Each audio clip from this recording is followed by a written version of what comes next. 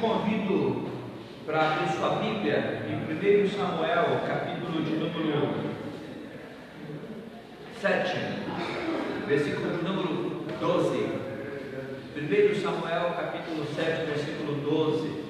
Eu peço para a nossa Claudinha ler para nós 1 Samuel, capítulo 7, versículo 12. Se eu não usar o microfone, dá certo aí também? Esse microfone é meio pesado, gente. Perdão, não entendi. Se eu tirar o microfone, pega de boa também. Tranquilo. É até melhor que tá menos eco. 1 Samuel, capítulo de número 7, versículo 12. Nossa missionária Claudinha vai estar lendo para nós. Tomou então Samuel uma pedra e a pôs entre Mispa e Sem, e lhe chamou Ebenezer e disse: até aqui ajudou o Senhor. Amém. Pode, o irmão aí guardar essa palavra e de repente fica como nosso versículo final. Até aqui nos ajudou o Senhor. A gente vai caminhar um pouco mais sobre o livro de Samuel, um pouco mais sobre o esboço, o conteúdo todo de 1º e 2 Samuel. Bom, só para recordar, para vocês estarem atentos aí nas informações que a gente já passou. Pronto, né? Primeiro a gente falou para vocês que os livros de Samuel, 1º e 2 Samuel, eles vão narrar de uma certa forma o período do governo de Samuel, depois o período do governo do Saul e depois o período do governo de Davi. Vocês sabem que Samuel não foi rei, foi juiz, profeta e sacerdote. Olha que interessante, porque isso prefigura o próprio Jesus Cristo, né? Jesus não tinha o ministério de juiz, de sacerdote e de profeta. Então Samuel exerceu essas funções. E depois do Samuel, ficou no lugar de Samuel o primeiro rei de Israel. O livro de 1 Samuel vai narrar essa história, que foi o rei. Quem ficou depois de Samuel? Foi o rei? Saul. E depois de Saul, então, o reino foi para Davi. Então a gente vê que esses livros vão narrar, 1 e 2 Samuel vão narrar isso, tá bom? Vamos tratar dessa história. Data, a gente não tem como precisar quem é o autor, então a gente tem mais ou menos, não a data que foi escrito, mas a gente tem a data do período que se narra a história, tá bom? Quem escreveu? Samuel, mas com mais alguns outros, daqui a pouco a gente mostra na projeção. Que período escreveu? Não dá para saber. Então, como não dá para saber, qual o período que ele está narrando? Aí já dá para saber. Ele vai narrar, por exemplo, do Samuel, do governo do Samuel, até governo / juiz, tá bom? Não rei, até Davi. Então a gente tem mais ou menos um período narrado aí de história de 100 anos, tá? Então você tem ali, olha, Samuel, cadê lá a data ali? Eu estou me perdendo aqui na data. 1050 até 965 a.C., tá bom? Então ele vai narrar mais ou menos um período de 100 anos de história. Esse livro traz no seu bojo esse período histórico. Aí, voltando à questão, qual o título do livro? Título do livro, você sabe o que é um título de livro, não sabe? Eu expliquei isso para vocês semana passada, lembra? Então, o título do livro, que livro você já leu, Mara? Não, fala todos não, fala 2 só. Diário de Anne Frank. Diário de Anne Frank. Então, o título do livro é Diário de Anne Frank, correto? Um outro livro que você leu? O Peregrino. Você pega 1 e 2 Samuel, 1 Samuel, qual o título de 1 Samuel? 1 Samuel, é óbvio. Só que é interessante que é óbvio na nossa Bíblia. Quando você vai estudar um pouquinho a história, você descobre que nas Bíblias mais antigas, por exemplo, na Septuaginta, depois na Vulgata, não era 1 Samuel, era Reis ou Basileia A, B, C e D. Por que era Basileia ou Reis, né? Basileia e Reis é a mesma coisa. Reis 1, 2, 3 e 4, ou Reis A, B, C e D. Por quê? Porque eles pegavam primeiro e segundo Reis e juntavam com primeiro e segundo Samuel. E contava-se a história desse período de reinado. Entenderam por que eles fizeram essa divisão? A nossa divisão, a gente herda da tradição hebraica mesmo, que junta primeiro e segundo Samuel e separa dos outros. Só que na Bíblia em hebraico não separa primeiro e segundo Samuel, é só Samuel. Qual a diferença da nossa para deles? Para deles é Samuel, para nós é primeiro e segundo Samuel. As versões mais antigas, Septuaginta, a Vulgata, aí pegava Reis 1, 2, 3 e 4, né?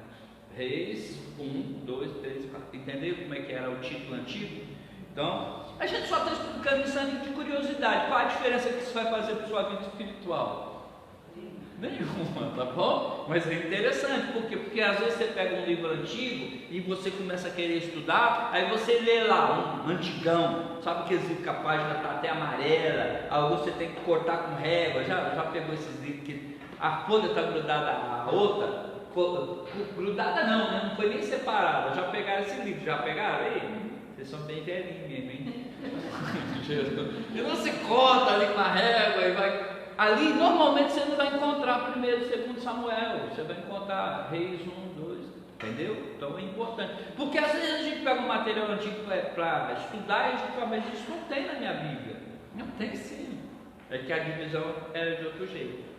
Não interfere espiritualmente, mas ajuda no estudo para valer, ainda mais nós que devemos crescer cada vez mais no conhecimento, tá bom? Mas uma outra informação que eu queria deixar para vocês é que Samuel não tem como ter escrito o primeiro livro todo. Ele morre antes do final do primeiro livro de Samuel. Tá bom? Então quem escreveu o livro de Samuel, se ele morre antes do final do primeiro? Segundo a tradição, essa é uma obra feita por Samuel. Essa é uma obra feita também por Gad e por Natan. Então o livro leva o nome de segundo Samuel. O restante de primeiro Samuel como Samuel, por uma questão de respeito a uma figura tão importante na história, tá bom? Olha que interessante, leia lá para nós o texto apontado na projeção, olha aí, leia para nós. Quem achou, leia. Quem não achou, procura.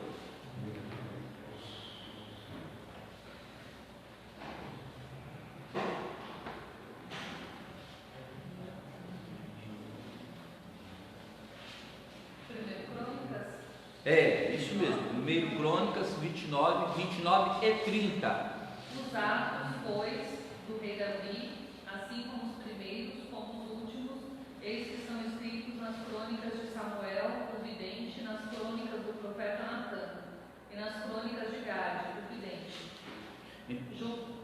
Pode continuar. Juntamente com todos o reinado do seu poder, e os tempos que passaram sobre ele, e sobre Israel, e sobre todos os reinos daquelas terras. Então você pega que tem 3 nomes citados como quem relatou a história de Davi. E é interessante que primeiro Samuel vai contar muito da história de Davi. E segundo Samuel vai contar muito da história de Davi. Entenderam então por que a tradição coloca que esses foram os colaboradores desses 2 livros? Agora isso é tradição, não tem nada que a gente possa, é assim, beleza? Então só para você ter uma ideia, a gente não sabe a data, mas narra quase que 100 anos de história. A gente não sabe quem é o autor necessariamente, mas provavelmente os autores, né, são esse trio Parada Abençoada, né? Parada toda, esse trio abençoado. Provavelmente a gente sabe que a divisão nossa é uma divisão herdada da tradição hebraica. Só que a tradição hebraica era Samuel e nós é primeiro e segundo Samuel. Vamos poder caminhar agora para o livro? Vamos lá? Pode abrir a sua Bíblia em 1 Samuel que a gente vai rodar fazendo um esboço aí do livro. Pode abrir no capítulo 1. Capítulo 1. Quando a gente propõe para vocês um esboço, é para você ter um conhecimento geral de todo o livro, tá? Você não vai saber tudo, mas você tem um conhecimento geral, ok? E a gente vai estar lendo alguns trechos, outros não, caminhando então um pouquinho. A primeira parte do livro, a gente tem aí na primeira parte, ó, a ascensão e reinado de Samuel. Reinado, não pense em reinado rei, pense em reinado governo, tá bom? Ele não foi rei, tá? Então pense no reinado, alguém que reina, mas não como rei, mas como juiz. E lembra que o pessoal, depois a gente entra mais à frente, o pessoal pediu um rei, lembra desse negócio? Nós queremos um rei, lembra? Eles pediram um rei, o Samuel ficou meio triste, e Deus fala o que para Samuel? Eles não estão rejeitando vocês, estão rejeitando a mim que eles estão rejeitando. Então eles querem um rei porque enquanto Samuel governa, Samuel não é um rei como as nações vizinhas tinham, tá? Então vamos caminhar um pouquinho sobre isso então.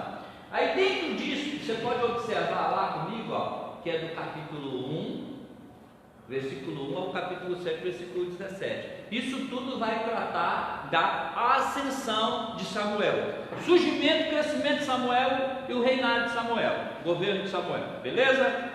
Vocês estão entendendo? Está tranquilo aí? Eu fico vendo aí vocês olhando assim para mim, de repente, o que eu tenho a ver com isso, né? Tem tudo a ver com a nossa vida, porque é a estrutura das Sagradas Escrituras que vai trazer para nós um Salvador, Jesus Cristo. E muito do que acontece nessa história vai reverberar na história de Jesus e pode encontrar sonância na nossa história. Quer ver? Ó, nascimento e dedicação de Samuel, capítulo 1, versículo 1, capítulo 2, 11. Então, do 1 até o capítulo 2, 11, você tem essa história que mostra, por exemplo, o drama de Ana. Quem era Ana? Olha na Bíblia aí, quem era Ana? A futura mãe de Samuel. E qual era a história de Ana? Ela era casada com um camarada chamado o quê? Eucano, né? Se fosse hoje, né? Se fosse hoje, o cara chama de Eucano. Se fosse um pouquinho atrás, a gente já fala assim, não presta porque vai dar cadeia, vai dar cana. Mas não tem nada a ver com isso não. Eucano era o marido dela. Ela não podia ter filhos e a lei permitia para o homem judeu ter uma outra mulher para poder suscitar herança para ele a partir do relacionamento com essa mulher. Então ela não tinha só o drama de não ter filho, qual era o outro drama dela? A outra esposa do marido dela. Glória a Deus que a gente já não está mais nessas culturas, né? Não dá para ter saudade, dá? As mulheres não têm saudade nenhuma dessa cultura, né? Mas nos Estados Unidos tem alguns lugares que eles estão montando tipo uma comunidade onde o homem tem 3, 4 mulheres, todas elas não estão. Qual que é o endereço? Tem até programa de televisão. Vai anotando essas do jeito, vai anotando. O pastor Ed está pegando o endereço que ele não quer passar nem por ela. Vai anotando essas do jeito. Então volta aqui para mim.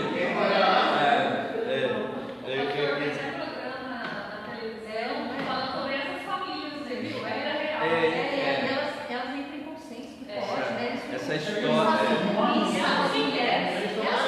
Não, são mormons. Elas ficam procurando.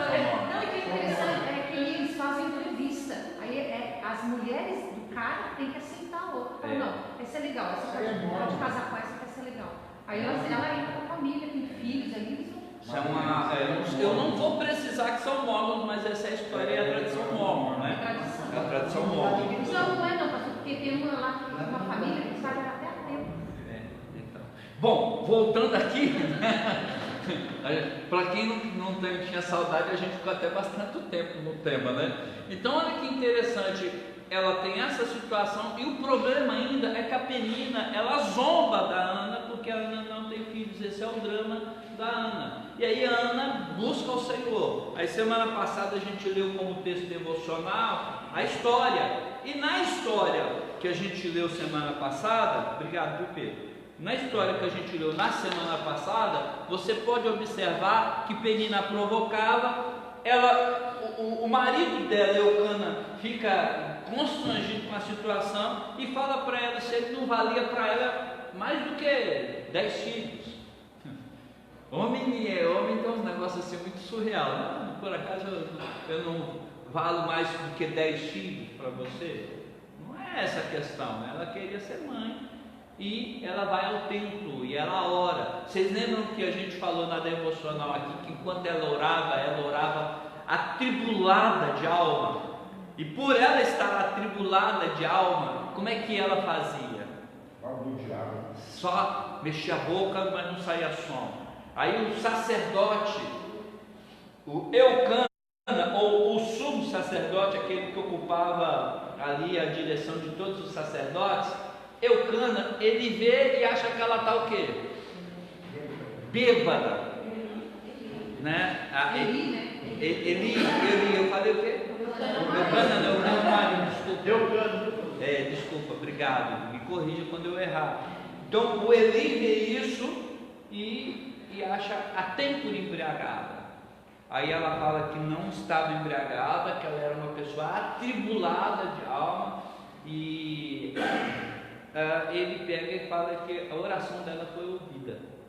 Ela sai dali acreditando na palavra de Eli e tem um filho. Então aí a história do nascimento. E ela diz que se ela tivesse um filho, o que ela ia fazer com esse filho? Ela ia devolver ao Senhor.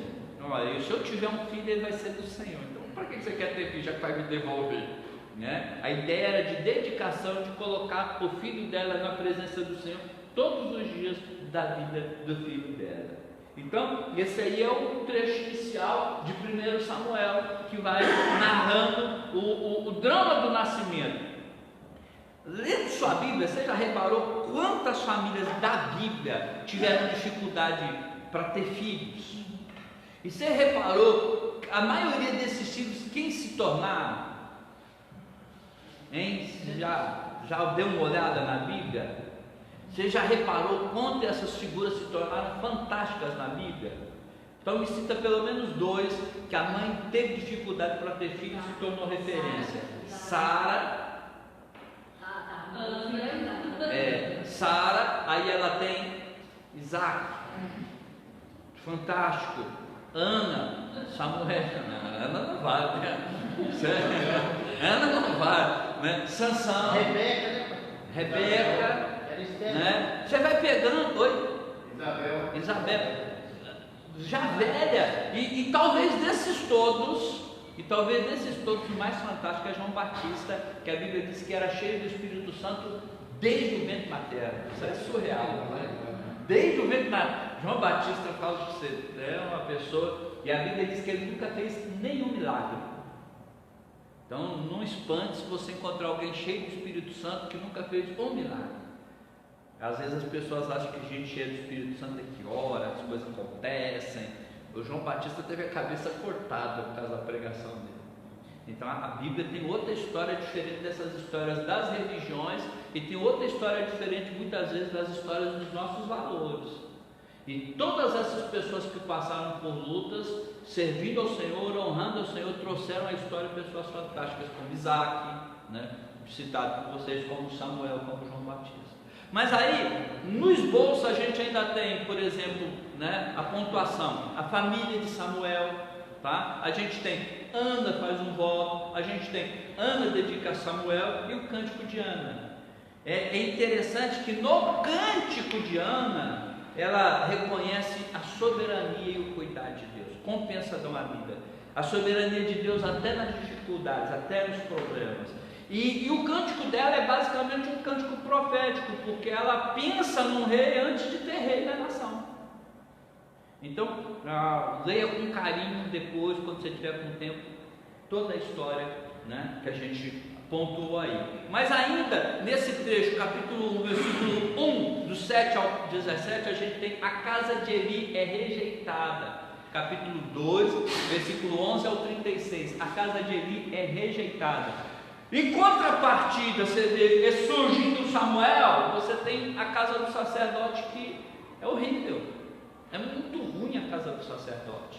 A casa do sacerdote, os filhos, eles pecam no exercício do cargo.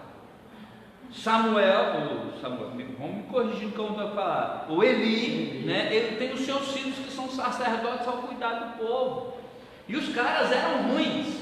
Quer ter uma noção dos caras, como é que eram ruins? Abra a sua Bíblia. Opa, peraí, apontei errado. Abra a sua Bíblia ali em 1 Samuel, capítulo 2, versículo 11 ao 17. Olha como é que os caras eram o cão chupando manga.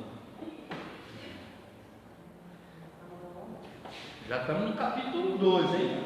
11 a 17. Deixa eu abrir. Pode ler, por favor. Então Eucana foi-se a Ramá, a sua casa, porém o menino ficou servindo ao Senhor perante o sacerdote de Eli.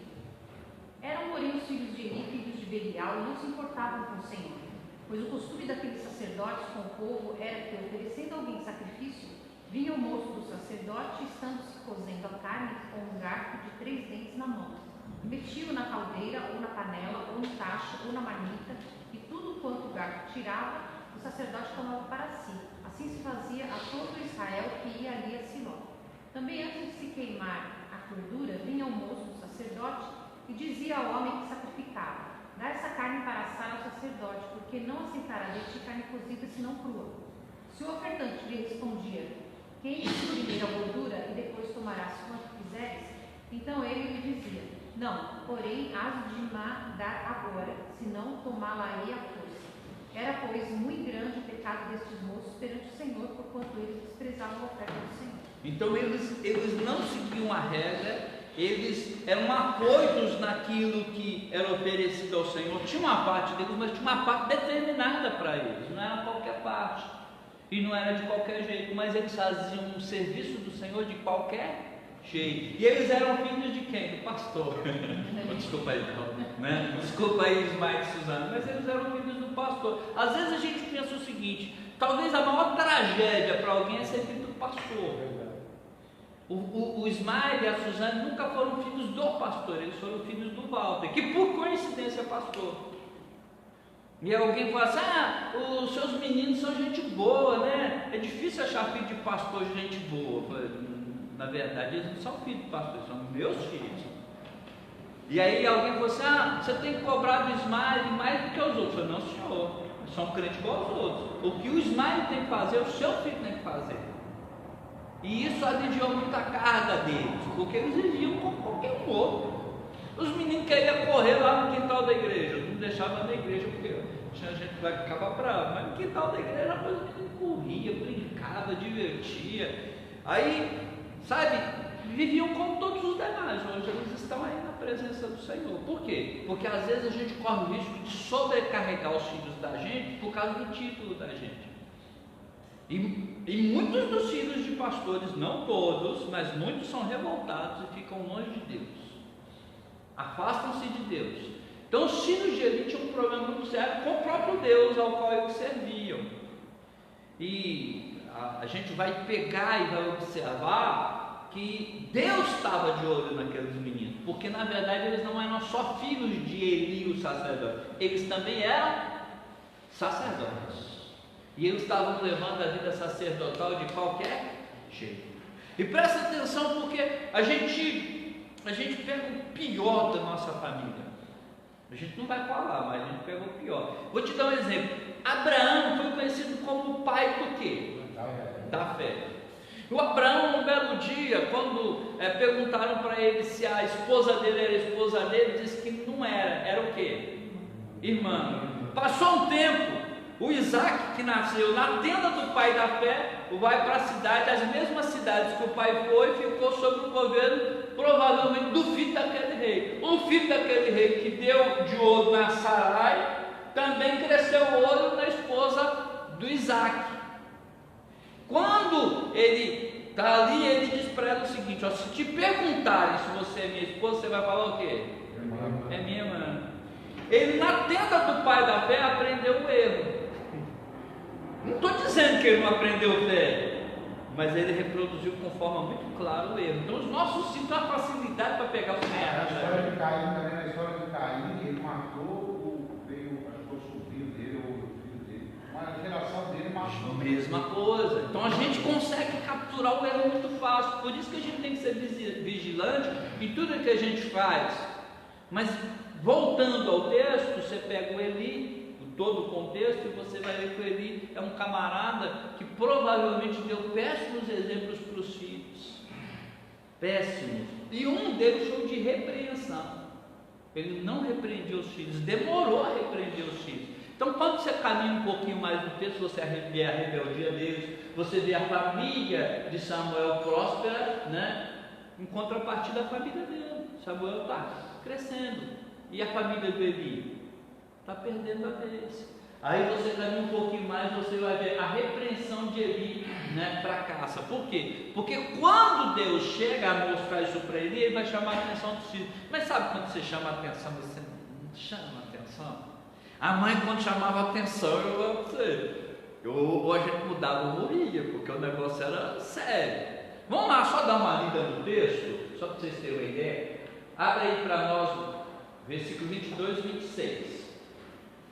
Era, porém, Eli já muito velho, e ouvia tudo que os seus filhos faziam a todo Israel, e de como se deitava com as mulheres que serviam à porta de tenda da congregação.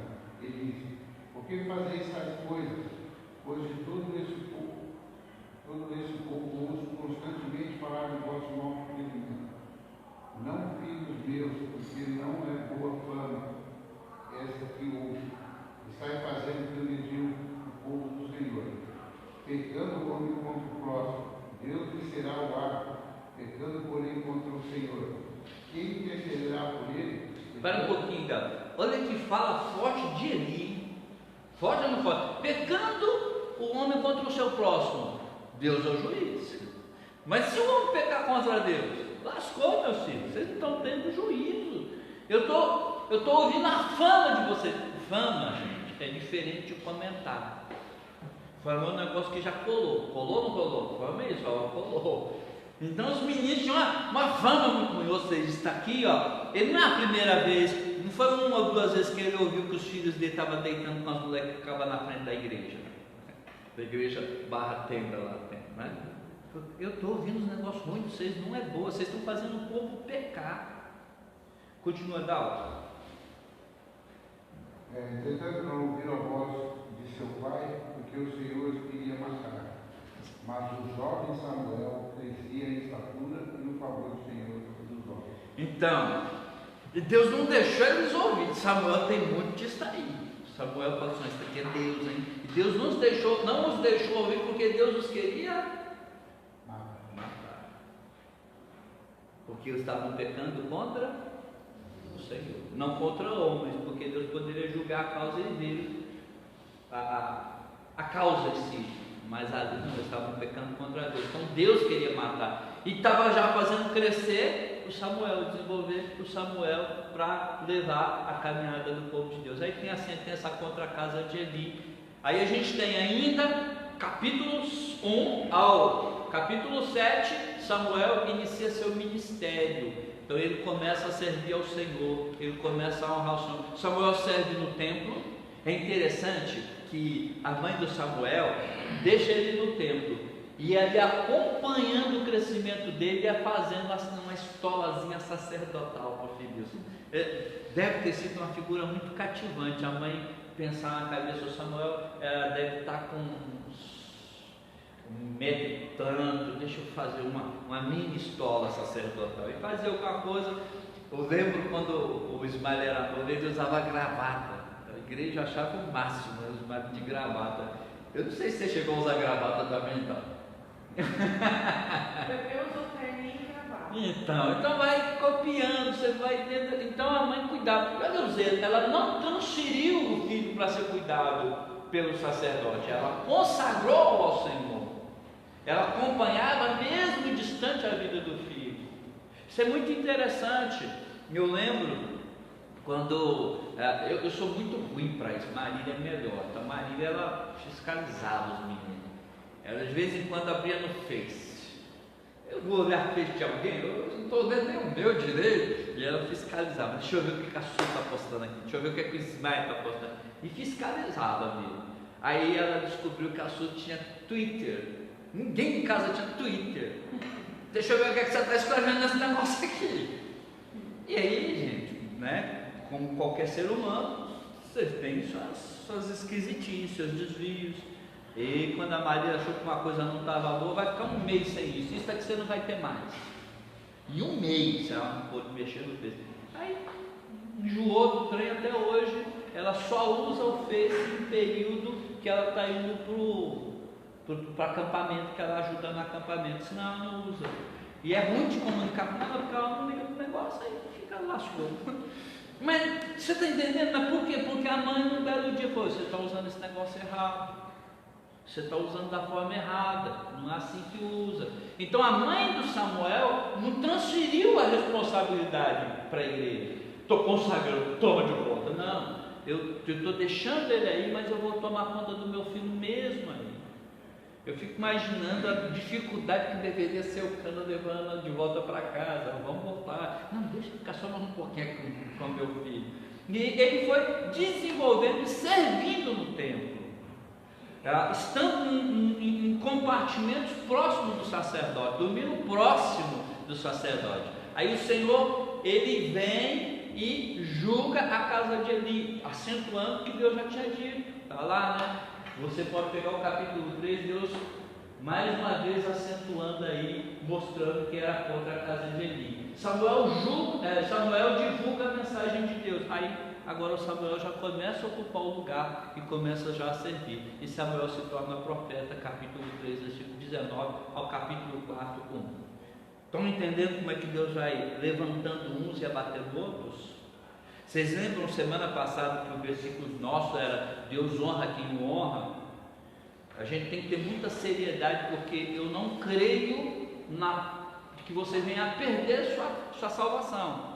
Mas eu creio que você pode desenvolver uma vida muito tacanha perante Deus, muito feia perante Deus aqui nessa terra, e não exercer tudo aquilo que Deus tem para você exercer. Eu acho que ele vira uma base. Acho que ele tem que deixar de lado e levantar outras pessoas, porque a obra dele é. Mas por que Deus vai salvar uma pessoa que não está nem aí para ele? Porque na verdade ninguém está nem aí para Deus. Todos nós somos pecadores, todos nós somos extraviados. Foi? Por que Deus vai salvar uma pessoa dessa? Porque que Deus nos salvou, você quer dizer? Não, essa pessoa desobediente que o senhor está falando. Não, ele tinha a desobediência dele, você tem a sua, eu tenho a minha. Quando Deus nos salva pela graça, mérito nenhum nosso, nenhum.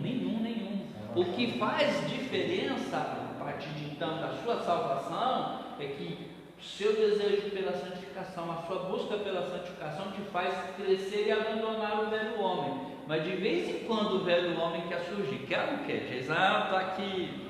Aí você pega e fala assim: velho novo homem, fica aí um pouquinho, que para resolver esse negócio é coisa de velho homem. Tem ou não tem? Esse negócio aqui, o cara bate no seu carro no trânsito. O novo homem, de boa, Deus vai te defender, Deus vai te abençoar, Deus está no controle, Deus vai te dar graça, vai conseguir pagar a conta. O velho homem: sai daqui, vai lá, esse cara está achando que você não é homem, rapaz, levanta! Aí você, então, assim, você fica com isso no trânsito, você fica com isso em tudo quanto é coisa. Aí você vai falar deles? Não tem como falar deles. A diferença para nós é que esses homens aqui não tinham habitação neles do Espírito Santo. Você tem e eu tenho. Mas ainda assim Paulo diz que a gente o esfria, não apagueisa, a gente se esfria e tende a apagar, não tirar, apagar tudo aquilo que o Espírito Santo pode fazer através de nós, e entristecer. Fala ou não fala? Então na verdade nós não somos melhores do que eles no sentido de não errar. Nós somos mais privilegiados do que eles no sentido de termos o Espírito Santo habitando em nós e nos convencendo da justiça, do juízo do pecado. É isso que a gente está estudando nos pequenos grupos. É isso que a gente está pensando para a gente viver mais em dinâmica com o Espírito Santo, não de qualquer jeito. Nós somos bichos. Nós temos o Espírito Santo habitando em nós. Mas aí eu volto. Essas pessoas aqui, elas estavam brincando com a causa de Deus. E aí você tem Deus deixando eles à sorte deles. É assim, você quer viver assim? Viva assim. Só que aí você vai ter cada dia mais consequência do seu erro, e eu vou estar levantando Samuel e trabalhando em Samuel. É isso que está acontecendo. Entendeu? Mas ó, fica bravo com eles não, porque bravo com eles é bravo contra si. É a mesma coisa que a gente colocar culpa em Adão e Eva, né? É. A gente fala assim, nossa, mas Adão e Eva é muito burro, só não comiam com Deus, como é que eles foram pecar? São muito burros. Não. Eles estão representando a humanidade. Você sabe, Se a gente tivesse... sabe o que é interessante? Imagina o seguinte: eu não concordo com Adão e Eva. Que bom, então faz diferente. Pronto, resolvido. Faz diferente, a velho. gente percebe que apesar das pessoas ou de E o que você descobre? E o que você descobre? Deus é como o Tibete, lá no meio do... Já tinha. Presta atenção aqui. Não concordo com Adão e Eva, faz diferente. O que você descobre? Você não consegue. Você não consegue. Né? Você não consegue. Tá certo que nós somos pecadores. Nosso problema já não é mais Adão e Eva. Nosso problema é o velho homem, é a velha natureza, e que tem que ser mortificado dia a dia. Glória a Deus, caminhando aí um pouquinho mais. Então aí você tem agora a história da arca. E aí eu lembrei do Marcos falando lá no Espaço Coimbra, lendo alguns textos da história da arca, né? Então a história da arca. Você sabe o que simboliza a arca para o povo de Deus, para o povo hebreu, para esse povo aí que já está instalado na terra? Você sabe o que significa, né? Significava a presença de Deus. Presença de Deus, presença real de Deus, ao ponto de que tinha todo o espaço para a arca, no santíssimo lugar, que não era qualquer um que chegava na arca, e que para carregar a arca você tinha aquelas varas de ouro, argol, o negócio era outro nível, e se tocasse na arca, morria. Todo mundo sabia dessas histórias. E aí a arca, a presença de Deus, presença gloriosa de Deus, Deus está nisso aqui, Deus então vai dar vitória.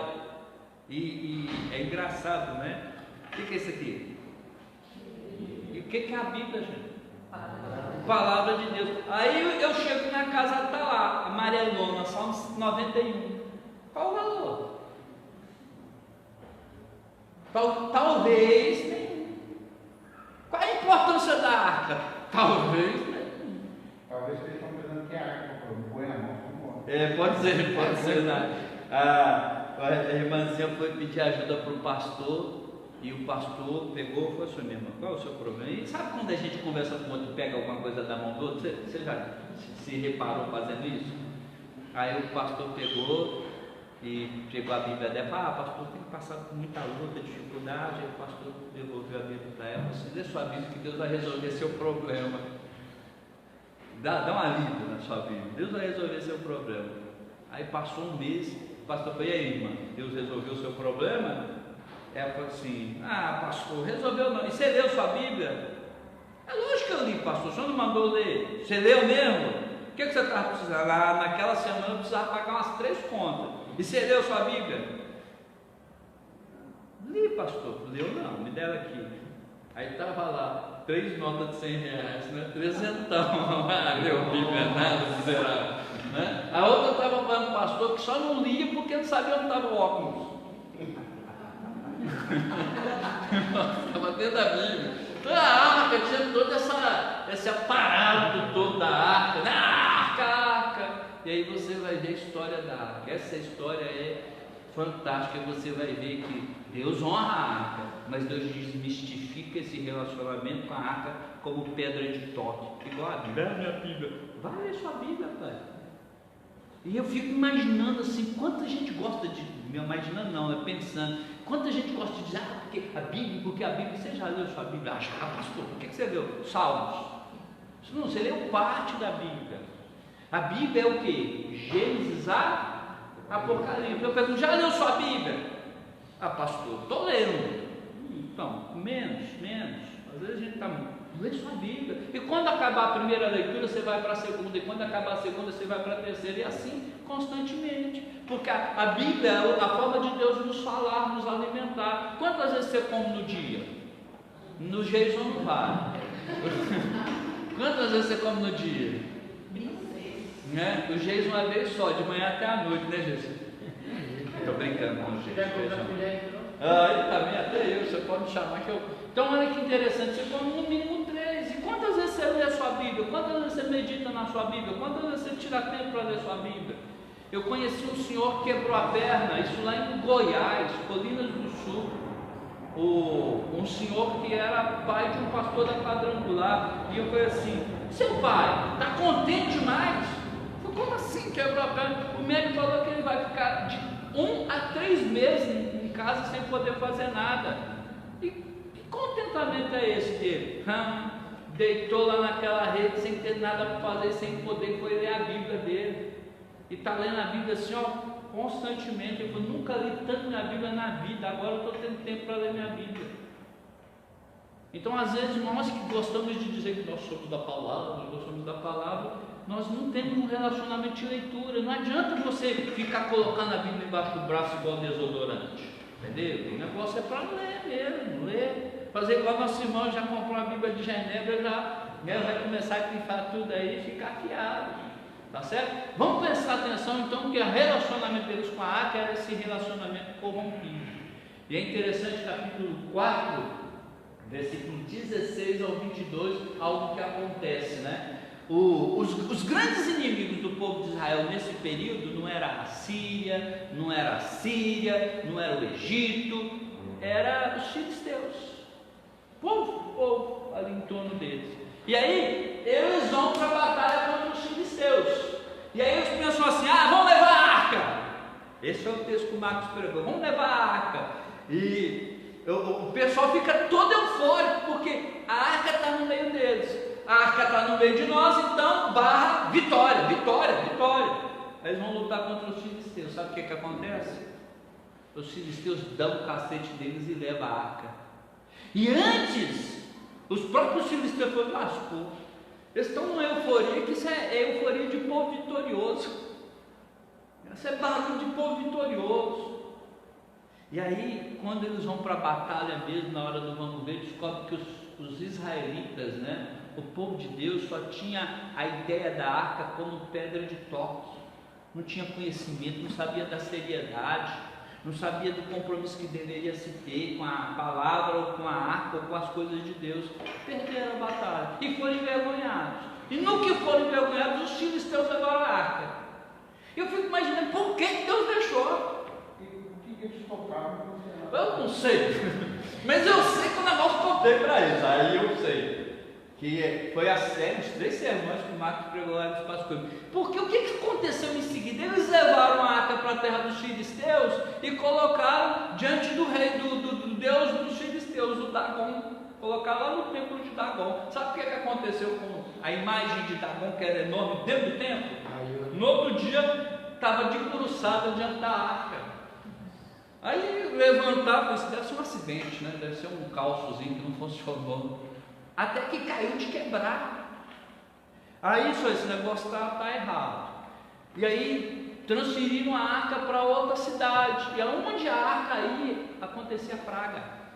Acontecia praga, e mais praga, e mais praga.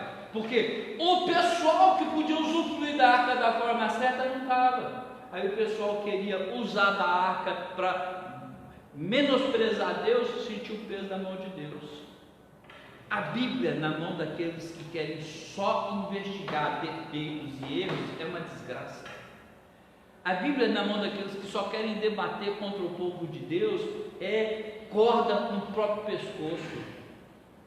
E para o povo de Deus é sentença de juízo, porque Deus está falando: vocês não estão sabendo lidar com a minha causa, com as minhas coisas, com os meus instrumentos de fé. E aí você observa o seguinte desse texto, né? Que Deus vai trabalhando com eles, Deus vai apertando-os, Deus vai fazendo com que, de uma certa forma, eles passem a ter uma nova percepção acerca da presença de Deus através da arca. A arca volta para Israel, glória a Deus, porque os filisteus mandaram, os filisteus, vamos mandar essa arca para eles. Está aí um despojo de guerra que só deu problema para a gente. A cidade que vai dar problema. Então vamos mandar de volta para Israel. E o texto vai dizer para nós que eles mandaram com presentes de volta para Israel, né? É uma história que compensa você ler com calma, para você dar risada e assustar. Dá para dar muita risada, mas dá para assustar bastante também. Então ainda, capítulo 7, versículo 3. Ao 17, a vitória, né, alcançada em Mispa, que foi o texto que a gente leu em seguida, né? Até aqui nos ajudou o Senhor, foi isso, né? Nós lemos o capítulo 7, versículo 12. Então Samuel já começa a ver Deus abençoando através dele, Deus já dirigindo através dele. Agora deixa eu te fazer uma pergunta: você se sente crescente na presença de Deus? Não arrogantemente falando, tá bom? Você sente que a sua vida está crescendo na presença de Deus, que você está desenvolvendo, que você está crescendo dia a dia na presença de Deus, que você está desenvolvendo, que Deus está te usando? Com toda sinceridade, sem arrogância nenhuma e sem falsa modéstia, porque tem hora que a gente tem falsa modéstia, né? Eu acho que Deus tem me usado, mas eu acho que Ele poderia me usar muito. Usado? Ou Deus pode tem usar usado, mais? né? Deus tem me usado. Sim. Eu cresço, mas eu acho que por falha minha mesmo, Deus podia ter me usado muito mais e me usado muito mais. Amém? E está usando mesmo, ponto. E nós somos humanos. É muito interessante que todo servo do Senhor olha para o passado também com arrependimento. Senão, podia ter melhorado, podia ter servido mais, podia ter me dedicado mais, podia ter me comprometido mais, podia. Pena que eu não consegui. Então, isso é já sinal, isso é um bom sinal. E não é falsa modéstia, porque a gente sabe que a gente vacilou, que a gente errou, que às vezes a cama nos venceu. Teve dia que a cama nos venceu. Venceu ou não venceu? Sérgio, poxa, eu vou para a roça. Aí a cama falou assim: vem cá, meu bem. Aí voltou para a cama. Aí depois no final do dia, quase com depressão, poxa, tinha que ter visitado, né? Aí no outro dia ele está lá, coloca o sapato dele, coloca aquele negócio que não é tatuagem, viu, gente? Coloca aquele chapeuzinho, tá ele, a Claudinha lá. Superou, legal, de boa. E assim é a vida. Nem todo dia a gente está 100% não, mas o cristão sabe disso. Faz. A minha sogra, no leito da estava com câncer, então assim, já nos últimos dias que ela estava assim, já se internando já, ela falou disso.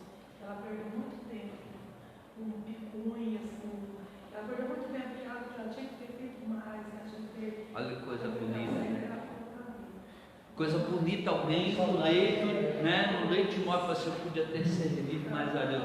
Mas não é, eu poderia ter servido a Deus. Eu perdi muito tempo. Eu poderia ter servido mais. O não crente, ele diz: que droga, que inferno, que triste, eu perdi minha vida. Eu não servi a Deus. O crente diz: eu podia ter servido. Entende a diferença? Então você viu Samuel crescendo e crescendo. Você, né, falou da sogra, falou bem da sogra, falou de si. E vocês têm sentido que vocês têm crescido, desenvolvido? Nós temos 3 minutos ainda. Eu tenho percebido que eu tenho muita habilidade em quase tudo, né? Eu percebi em missões por que Deus me preparou para isso tudo, tá? Eu posso fazer muitas coisas, multifunções. Você tem sentido que você está fazendo? E eu percebi que eu podia ter feito muito antes, mais coisas. A gente às vezes é muito teimoso também, né? Oh, Jesus amado. E aí, tem mais? Eu acho que não tem. Você acha que não tem? Você não tem desenvolvido, não tem crescido? Não é ela, Jesus. É verdade, ela serve a gente. Não, mas é ela, é uma coisa entre você e Deus. E aí você tem que se desafiar. Eu tenho que crescer mais. Às vezes, aí eu fecho aqui, todo mundo conhece essa cena que é o final do filme A Lista de Schindler. Nossa, eu ia falar né? E ele não olha o que ele fez, ele olha o que ele não fez. Ele fala assim: gente, com esse broche eu podia ter, com esse carro eu podia ter feito muito mais, eu podia ter vendido, eu podia ter comprado mais vidas para não morrer na guerra. Então, a gente tem que buscar do Senhor. Ontem não tem como fazer mais nada, mas a partir de hoje, o que eu posso fazer? Eu posso ler mais minha Bíblia, eu posso levar mais a sério a minha vida com Deus. Não é o outro, sou eu. Entendeu? Sou eu. E aí eu encerro: não se coloque em perspectiva com ninguém. É você e Deus. Porque o outro é outra vida, é outra história, é outra coisa, são outras razões. Porque tem gente que está servindo a Deus, seria bom que não servisse, porque não está servindo a Deus, está servindo a Ele mesmo. E enquanto ele servir a Ele, achando que está servindo a Deus, é uma desgraça para a vida dele. Tem gente que a menor coisa que pode acontecer é o fracasso. Entendeu? Imagine você pegou a estrada errada e o seu carro é bom, o dia está maravilhoso. Imagine você pegou a estrada errada e você é bom motorista e pegou no domingo e não tem carro nenhum na pista, mas você pegou a estrada errada. Qual é a melhor coisa que pode acontecer para você? O pneu furar. Porque quando o pneu furar, você vai procurar um borracheiro e você fala assim: quanto tempo falta para eu chegar em BH? O cara fala assim: rapaz, mas você tem que ir para Porto Alegre.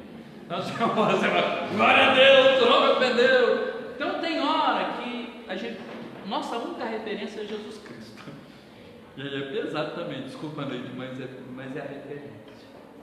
É para Ele que eu tenho que olhar, é Ele que eu tenho que imitar. Eu não tenho que imitar o Dalton, eu não tenho que imitar o Walter, eu não tenho que imitar o Sérgio e a Claudinho, não tenho que imitar, eu tenho que imitar Jesus. E aí todo dia a gente vê, eu estou mais próximo de Deus, eu estou caminhando mais com Deus, eu estou orando mais, eu estou lendo minha Bíblia mais, eu estou desenvolvendo a minha vida de pregação do Evangelho, eu estou me percebendo no local que Deus colocou a mim, porque tem lugar que é para você estar, é só você que pode fazer a diferença, porque você está. De vez em quando eu fico reparando como é que Deus coloca a gente em alguns lugares, e aí você fica... Aí eu lembro de uma senhora que falou para o pastor dela: pastor, estou muito frustrada. Ele falou: por que, minha filha? Eu não estou conseguindo evangelizar. Minha vida de dona de casa está me arrebentando, pastor. Eu não tenho tempo de sair de casa. E eu queria tanto evangelizar, pastor. E aí, para piorar, pastor, vai lá em casa, aperta a campanha Testemunho de Jeová. Aí quando você pensa que não, o Testemunho de Jeová acabou de sair, vem um Mormon. Aí quando você pensa que não, vem o Adventista, todo mundo apertando minha campainha. E eu querendo evangelizar, não tendo tempo que eu fico em casa e peço o pessoal lá em casa. Aí o pastor falou: minha filha, Deus está mandando na sua porta para você evangelizar, chama para dentro, prega para ele. E aí o pastor da Metodista falou para mim, ele falou assim: na minha igreja tem um pastor reformado da reforma, exército, tá? Amputaram a perna dele. E aí ele era pastor, foi reformado porque teve que tirar parte da perna, e aí ele estava em tratamento, ia ficar um tempão no hospital e estava extremamente chateado porque estava sem perna, preso no hospital. E ele falou assim para Deus: Deus, eu queria tanto trabalhar para o senhor sabe que eu gosto de ganhar alma, Deus. E aí todo dia o exército mandava para ele um buquê de flores, agradozinho do exército. Aí todo dia a enfermeira trocava. Aí a enfermeira falou assim para ele: pastor, eu posso pegar essas flores do senhor numa vinha e colocar lá na capelinha da santa, porque vai jogar fora. Aí o pastor falou assim: minha filha, o que está aqui é meu, depois você vai trocar, você pode fazer o que você quiser dela, minha filha, fica à vontade. Aí todo dia alguém chegava na capelinha e falava assim: gente, que flor bonita, quem está dando essas flores? O pastor está dando flor para a santa. Aí todo mundo ia no quarto do pastor para saber quem era o pastor que dava flor para a santa. Ganhou 15 almas para Jesus. Entendeu? Deus ia mandando, pronto. Então quando você quer entender a sua missão, você vai crescer. Sua missão.